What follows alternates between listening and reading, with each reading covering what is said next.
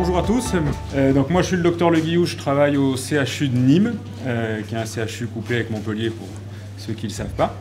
Globalement vous avez tous et toutes fait un cursus d'études médicales. Mon boulot, si je résume les choses en termes d'évaluation, quand vous rentrez dans une pièce ou quand un patient vient vous voir en consultation, il a une première impression. Mes patrons parlaient du coup d'œil du maquignon, c'est ce qu'on va dire. Selon notre éducation, on va se dire celui-là il est plutôt pas mal ou celui-là il est plutôt très malade, juste au premier coup d'œil. Ben, mon boulot c'est de l'objectiver. On va voir ça.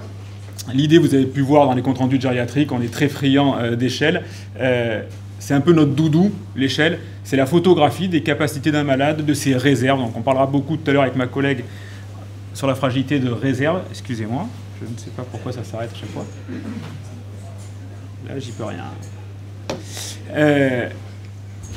Ça va être pénible. Donc l'idée, c'est pas uniquement que le gériatre est friand de réserve, c'est d'avoir en fait une photographie la plus objective possible avec des tests qui sont reproductibles, qui sont validés et pas, on va dire, juste une impression subjective de ce malade est fragile ou pas.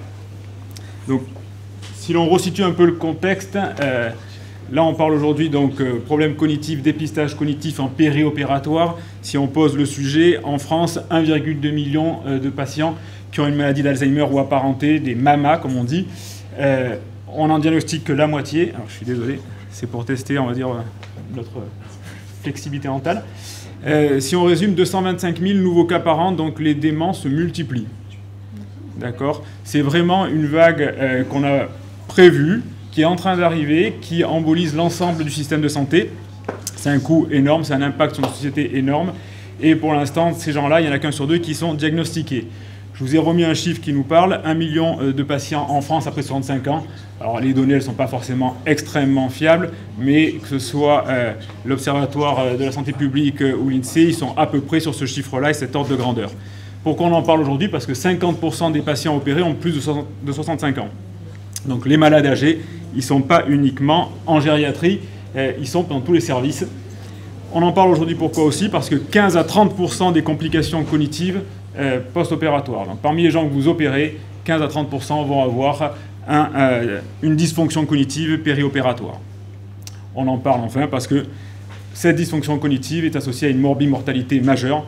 Ça augmente la DMS, donc le fer de lance entre guillemets du financement de nos hôpitaux.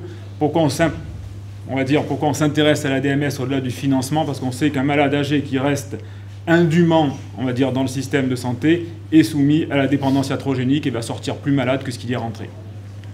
Ça augmente les entrées prématurées en établissement d'hébergement pour personnes âgées dépendantes et ça augmente le nombre de décès. On a un lien, on va y revenir tout le long du diaporama, entre l'âge, qui est le premier facteur de risque de troubles cognitifs, les troubles cognitifs préexistants, comme facteur de risque de déficit ou dysfonction cognitive périopératoire. Le challenge, c'est toujours, aujourd'hui le topo, améliorer le screening de ces malades. Après, on va ouvrir la grande question sur comment on peut améliorer leur prise en charge. C'est un autre sujet, mais déjà, il faut les repérer. Les freins à l'amélioration de ce screening, le premier, c'est la méconnaissance, on va dire, de la physiopathologie réelle de cette dysfonction cognitive périopératoire. Alors, on a des pistes, on a le terrain, on a le type de chirurgie. On sait que certaines chirurgies, notamment cardiaques, sont plus pourvoyeuses de dysfonction cognitive périopératoire. Et on a le rôle de la neuroinflammation. Mais on n'a pas, on va dire, un facteur, un test qui nous permette de dire celui-là, il va décompenser ou pas. L'autre frein, on en a parlé tout à l'heure, c'est le doudou du gériatre, c'est la multiplicité des tests. On pourrait dire qu'il y a autant de tests que de gériatres. Et le dernier frein qui est le plus, on va dire, prégnant, c'est l'idée reçue, c'est le fait qu'il n'y ait pas d'intérêt à dépister, car ces facteurs seraient, on va dire, sous-entendu, non modifiables. Ça, c'est ce qui freine, on va dire, la prise en charge des maladies neurodégénératives au sens large. Globalement, je vous l'ai dit, 1,2 million en France, il n'y en a que la moitié qui sont diagnostiqués, parce qu'on a encore un système qui est basé sur l'idée qu'on a une maladie qui est liée à un organe malade pour laquelle on va proposer un médicament. Donc si vous faites un sondage en médecine de ville, les collègues généralistes vont vous dire 10 minutes de consultation, paiement inclus. Je préfère me concentrer sur l'hypertension artérielle pour lesquelles on a des traitements bien codifiés, sur l'hypercholestérolémie. Je ne vais pas aller dépister un trouble cognitif pour lequel aujourd'hui on n'a pas de médicaments, on va dire, qui permettent en le donnant de régler le problème. Ça, c'est un frein qui existe toujours. qui commence à se lever parce qu'on a une prise de conscience avec le changement de génération, avec l'impact de la vague démographique des malades âgés déments, de l'importance que ce sujet peut avoir, mais c'est un frein qui existe toujours. Alors, pour répondre à la question qui m'a été posée, pour qui et comment, je pourrais m'arrêter là, pour tous et par tous. Mais en pratique, évidemment, il faut choisir, même si aujourd'hui on a beaucoup d'anesthésistes réunis, on manque de bras pour prendre en charge tous ces malades, et il faut essayer d'optimiser nos moyens et de ne pas dépenser notre outil de production de santé de manière, on va dire, irresponsable, parce qu'on n'a pas les moyens de faire le complet pour tout le monde. Donc il va falloir essayer de parler le même langage. Je vais vous parler un peu de certains tests, mais l'idée c'est qu'on se comprenne. Si je prends un exemple, on va dire, qui n'a rien à voir avec le sujet d'aujourd'hui, quand j'envoie un collègue cardiologue, rythmologue, un malade qui est appareillé, il va me répondre comment il a réglé ses électrodes, l'impédance qu'il a mis. Je m'en fous, j'y comprends rien. Ce qui m'intéresse, c'est de savoir si la pile marche et la durée de vie de la pile. Voilà. Et de savoir éventuellement pour les triples chambres s'il faut resynchroniser le malade. Mon boulot, c'est ça. C'est de faire une évaluation gériatrique et de parler le même langage et qu'on se comprenne, que quand j'ai au bout du fil un collègue anesthésiste, il comprenne ce que j'ai écrit dans le compte-rendu, ce que je voulais dire, et l'impact que ça a pour le malade. Et de même côté, quand on discute avec un anesthésiste, qu'on puisse comprendre ce que le collègue veut en face. On va voir l'importance de considérer le malade dans sa globalité, ça c'est la gériatrie par essence, et le lien qu'on va avoir entre le syndrome de fragilité et la cognition. Alors je ne vais pas vous parler que de fragilité parce que ma consoeur va le faire juste après, mais on va voir que les choses sont très liées. Là. Ça, je pense que vous l'avez déjà vu des dizaines de fois, ma collègue va revenir. Globalement, si on regroupe les choses, les malades ils sont classés en 3 grandes catégories selon les tests qu'on va utiliser. Vous avez sur la gauche de la diapositive pour vous les dépendants, ceux-là, encore une fois, le coup d'œil du maquignon, quand ils arrivent, ils sont déjà étiquetés polypathologiques, très sévères. Il n'y a pas besoin d'une évaluation gériatrique pour savoir que ces gens-là, si on est obligé de faire un geste chirurgical, si on est obligé de les anesthésier, on sait qu'ils sont à risque de décompensation. C'est déjà écrit, on va dire, quand ils rentrent dans la salle. On a sur la droite de la diapositive ce qu'on va appeler les robustes, les fit. Globalement, c'est les jeunes sujets âgés, ceux qui ont un vieillissement réussi. Ils sont monopathologiques et ils n'ont d'âgé que leur âge physiologique. Ce n'est pas le sujet d'aujourd'hui et ceux-là, normalement, ils ne nous posent pas de problème. Le souci, c'est, on va dire, le cloud au milieu, les fragiles. On va voir tout à l'heure la définition de la fragilité avec ma collègue. C'est le cœur de cible de notre métier. C'est ceux que le collègue cardiologue, alors j'ai aucun souci avec les cardiologues, hein, je travaille dans le même pôle qu'eux, va dire il est plutôt pas mal, j'y suis allé. Et après, je ne comprends pas, il voit des bêtes et ça se passe mal avec son TAVI.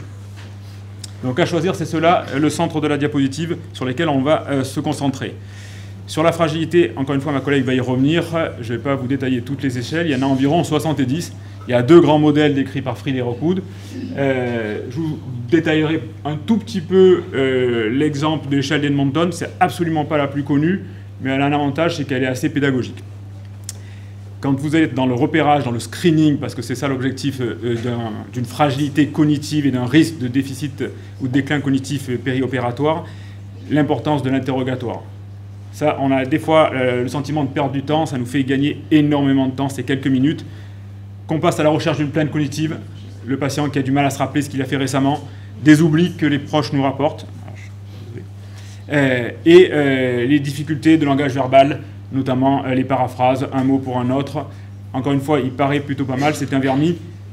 Quand vous avez ça à l'interrogatoire, il y a un petit clignotant qui s'allume, ces malades-là, il va falloir essayer d'aller un peu creuser plus loin, et on va voir comment. Alors, la question, n'y voyez pas, on va dire, une quelconque humour de ma part, est-ce qu'un anesthésiste peut repérer la fragilité? Évidemment oui. Là, je vous ai remis les 5 critères de Fried. On va voir que c'est infaisable en consultation d'anesthésiste, sauf si vous voyez un malade toutes les demi-heures. On va rechercher la perte de poids involontaire, ça vous le faites déjà, ou en tout cas on a des fois la notion. On va voir l'importance de la vitesse de marche, la baisse de la force musculaire. En théorie, je ne suis pas certain que vos salles de consultation soient toutes équipées d'un dynamomètre de Jamar ou pour mesurer la force de préhension. Une baisse de l'activité physique, là encore, on est sur de l'interrogatoire, ça va être subjectif. Et une sensation de faiblesse générale, là encore, on est sur du subjectif. Dans ces critères-là, si on veut, on va dire, faire un focus, celui qui me semble le plus facile à réaliser si vous avez un couloir de 4 mètres, c'est une vitesse de marche. Globalement, si on résume les choses, est-ce qu'un anesthésiste pressé peut repérer une fragilité? le plus simple en périopératoire, la vitesse de marche. Alors ça a été extrêmement décrit pour tout ce qui est orthopédie et chirurgie cardiaque. Au départ, c'est décrit sur 10 mètres. Certaines équipes l'ont validé sur 4 mètres. Il vous faut globalement un couloir avec 2 mètres avant, 2 mètres après. Vous demandez à un patient de marcher avec son aide de marche, s'il en a une, à une vitesse normale. Si vous êtes très patient, vous faites 3 essais. Globalement, vous avez un cut-off. S'il est au-dessus de 5 secondes, c'est qu'il a une vitesse de marche qui est inférieure à 0,8 mètres par seconde. C'est qu'il est fragile. Celui-là, il va vous poser souci. La vitesse de marche, c'est vraiment un outil qui est formidable parce que à la fois c'est qualitatif, vous allez observer le patient qui marche, vous allez peut-être déceler des choses qu'on n'a pas vues dans ses antécédents, et c'est quantitatif, c'est chronométré, c'est indépendant du fait que vous ayez vu le malade en début ou en fin de consultation, ou en début ou en fin de semaine. La vitesse de marche, c'est aussi primordial parce que ça a un impact sur la vie de tous les jours. Si on prend l'exemple d'une dame de 85 ans qui sort de mon service suite à une chute, qu'on a appareillé avec un déambulateur magnifique, 4 roues, qui est indépendante sur le plan fonctionnel, elle arrive à sortir avec son déambulateur, à se débrouiller. Si elle a une vitesse de marche inférieure à 0,8 mètres secondes, elle n'a pas le temps de traverser la rue pendant la durée du feu rouge. Donc elle ne peut pas aller acheter le pain, donc il y a un impact majeur là-dessus. Alors, l'EFS, je ne sais pas où j'en suis du temps, on peut peut-être la passer. Hop. Alors, en consultation d'anesthésie, 2 tests simples si on refocalise sur vous avez un petit clignotant à l'interrogatoire, vous avez un malade qui s'éclaire un peu sur la vitesse de marche ou sur vos tests de fragilité, vous vous dites tiens, il faut aller faire un screening un peu plus fin sur ses capacités cognitives. J'ai repris les 2 tests qu'ont retenu la Société française de gériatrie et la SFAR, le Codex et le 6-CIT. Le Codex, vous voyez, sensibilité 92%, une spécificité de 85%, et un temps de passation, et c'est ça qui nous intéresse aujourd'hui, qui est cohérent avec la durée d'une consultation, 3 minutes. Ça associe le test des 3 mots et le test de l'horloge. Alors ça va vous rappeler vos souvenirs d'externe, pour ceux qui sont passés en gériatrie. Le test des 3 mots, on reprend les 3 mots du MMS, donc on demande au malade de les répéter, de les retenir. On peut choisir clé, citron, ballon, fauteuil, tulipe, canard. On lui demande de répéter, on lui fait faire un test de l'horloge simplifié. Donc on dessine un cadran environ 8 cm, on lui demande de positionner les chiffres au bon endroit et les aiguilles pour indiquer, par exemple, 11h moins 10. La question est, est-ce que les nombres sont tous présents? Est-ce qu'ils sont correctement placés? Est-ce qu'il y a une petite et une grande aiguille? Et est-ce que les directions sont toutes convenables? Une fois qu'on a fait ça, on lui demande de rappeler les 3 mots. Et après, on a un arbre décisionnel. Globalement, vous avez sur la gauche pour vous, test des 3 mots et test d'horloge OK. La probabilité que votre malade se trouve dans une catégorie diagnostique de maladie d'Alzheimer ou associée est très faible. Sur la droite de la diapositive pour vous, il échoue les 3 mots, il échoue le test de l'horloge. Il y a de très grands risques que ce patient présente des troubles cognitifs ou une maladie d'Alzheimer ou associée. C'est un malade qu'il faudra screener et en tout cas qui a haut risque de dysfonction cognitive périopératoire. Quand on est au milieu, un des deux qui est normal, un des deux qui est anormal, la seconde étape, et là encore on reprend les items du MS, l'orientation spatiale sur 5. On va demander au patient quel est le nom de l'hôpital, dans quelle ville on est, le département, la région, l'étage. Et globalement, 4 ou 5, il rebascule du côté faible, moins de 4 bonnes réponses, lui aussi il est du côté élevé. Ça, c'est vraiment un test qui est assez facile à faire et qui est structuré, qui n'est pas long à retenir. Après, il faut avoir un stylo et un cercle. L'autre test qui est proposé par nos 2 sociétés savantes, le 6-CIT, c'est un peu la même chose. On va commencer par l'année. C'est correct 0, incorrect 4. Le mois, correct 0, incorrect 3. Ensuite, on fait une phrase avec 5 éléments à retenir. Alors, le plus simple, c'est de donner une adresse. Par exemple, Cédric Le Guillou, boulevard de la République, Nîmes. Vous allez garder 5 éléments. Ensuite, vous demandez l'heure à 1 heure près. Ensuite, il y a le fait de compter à rebours, de 20 à 0, et d'énumérer les mois de l'année à l'envers. Ensuite, on lui demande de rappeler la phrase. Excusez-moi. Et après, on cote.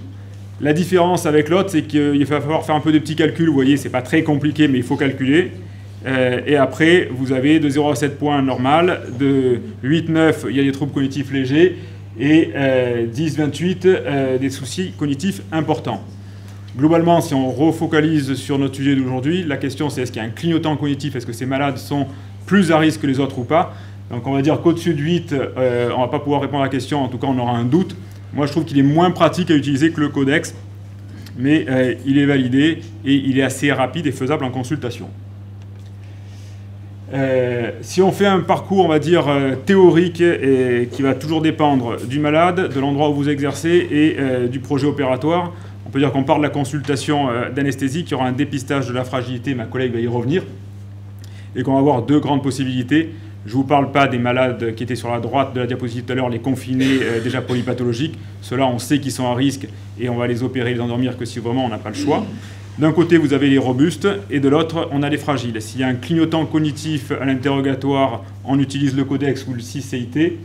Et en fonction de ça, soit on va directement à la chirurgie en disant « attention, faut faire attention, on va avoir de la préhabilitation » et on pose la question en post-opératoire des modèles intégrés type chirurgie gériatrique ou unité périopératoire de gériatrie. Si on a un peu plus de temps, c'est des malades qu'il faudra adresser en consultation spécialisée de gériatrie ou de neurologie selon leur âge, pour là faire une photographie beaucoup plus complète que les tests de dépistage. Alors encore une fois, c'est un modèle, on va dire, théorique, parce qu'on ne peut pas faire rentrer tous les malades dans des cases, et on va s'adapter. Mais vraiment, le schéma de base, il est un peu là.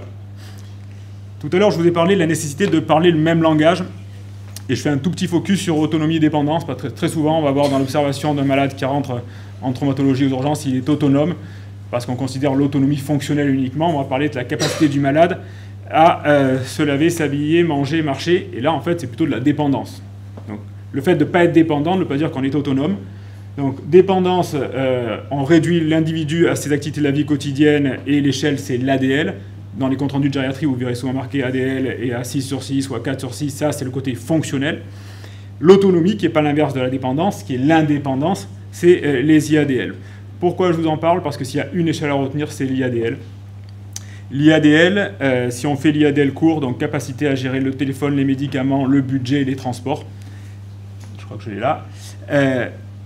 Quand on a fait les études de cohorte, notamment à PACUID, on a montré que la perte d'un IADL est un facteur prédictif de syndrome démentiel incident de manière indépendante. Donc juste le fait de poser ces 4 questions, vous avez un patient de 80 ans qui, jusqu'à présent, gérait les comptes et vous dit « Ah non, là je l'ai fait plus, que mon fils a pris le relais », c'est un clignotant. Et ces malades-là, on a montré que la perte d'un IADL montrait qu'ils étaient plus souvent à risque de développer un syndrome démentiel incident que ceux qui avaient conservé leurs IADL. Et ça prend rien de temps. C'est du suivi chronique, mais il faut que vous sachiez ce qu'on entend par autonomie quand on parle d'autonomie en gériatrie. Et pourquoi, on va dire, on s'acharne à mesurer l'ADL et l'IADL avant les consultations, après les sorties d'hospitalisation.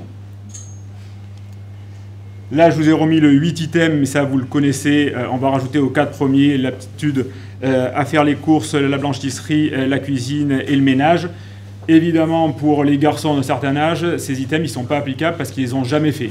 La question qu'on pose vraiment, c'est est-ce que c'est une perte ou pas? Alors, pour conclure, et si on doit résumer les choses, les troubles cognitifs du sujet sont une pathologie fréquente, un facteur de risque de dysfonction cognitive périopératoire, un facteur de risque majeur de morbimortalité. C'est comme toujours en médecine, il faut essayer de vous approprier une échelle simple et de la maîtriser. Ma collègue vous parlera des échelles de fragilité en détail. Moi, si j'ai un conseil à vous donner, la vitesse de marche, parce que c'est un truc facile à faire et ça permet d'avoir, on va dire, le malade dans son élément naturel.